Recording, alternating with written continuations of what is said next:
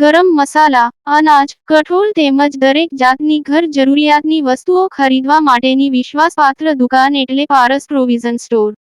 ઠેકાણું: પારસ મેડિકલ સ્ટોરની બાજુમાં, ભટ્ટ માર્કેટ, મુખ્ય બજાર, પાલેજ, જિલ્લો ભરૂચ. ઇખરમાં ઈદુલ ફિત્રની નમાઝ દરમિયાન મુસ્લિમોએ વક્ફ સુધારા બિલ સામે શાંતિપૂર્ણ વિરોધ નોંધાવ્યો. કાળી પટ્ટી ધારણ કરી સરકાર સામે મૌન આક્રોશ ઠાલવ્યો.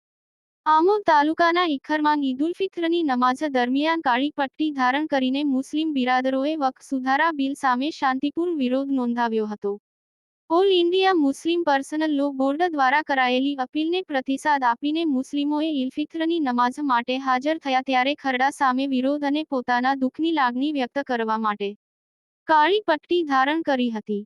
ઈદની નમાઝમાં મુસ્લિમ બિરાદરોએ મોટી સંખ્યામાં ઉપસ્થિત રહી નમાઝ અદા કરી એકબીજાને ઈદની મુબારકબાદી પાઠવી હતી. સાથે સાથે All India Muslim Personal Law બોર્ડની અપીલને માન આપીને ઈદુલફિત્રના દિવસે મુસ્લિમોએ નમાઝ માટે હાજર થતી વખતે કાંડા અને બાવડા પર કાળી પટ્ટીઓ લગાવીને વક્ફ સુધારા ખરડા સામેનો પોતાનો મૌન આક્રોશ અને વ્યથા વ્યક્ત કરી હતી. સાથે સાથે પોતાની લાગણીઓનો પડઘો પાડ્યો હતો. મુસ્લિમોએ ખરડાના વિરોધમાં કાળી પટ્ટી ધારણ કરીને ખરડા સામે પોતાનો શાંતિમય રીતે વિરોધ વ્યક્ત કર્યો હતો.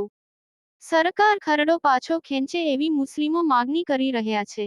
યાકુબ પટેલ, ભરૂચ. ये हिंदुस्तान की गवर्नमेंट जो यूसीसी कानून लेकर आई है तो उसी के विरोध में आज हम अल्हम्दुलिल्लाह ईद की नमाज के बाद इकट्ठा हुए हैं। उसका हम बिल्कुल खुले दिल से खुले लफ्ज़ों में विरोध करते हैं।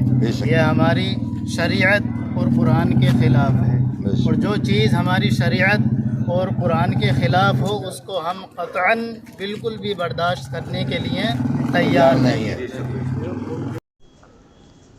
ગુજરાતના અગ્રીમ અખબારોમાં આપની કોઈ પણ પ્રકારની જાહેરાત આપવા માટે સંપર્ક કરો.